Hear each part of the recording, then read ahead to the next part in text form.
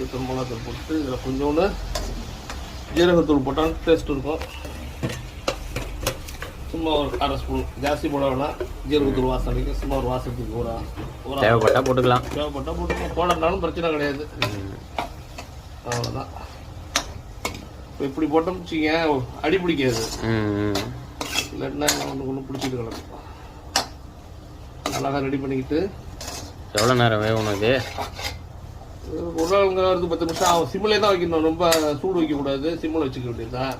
சிம்மில் வச்சு ஒரு 20 நிமிஷம். இதில் வந்து நாங்கள் சில பேர் சேர்ப்பாங்க, சில பேர் சேர்க்க மாட்டாங்க.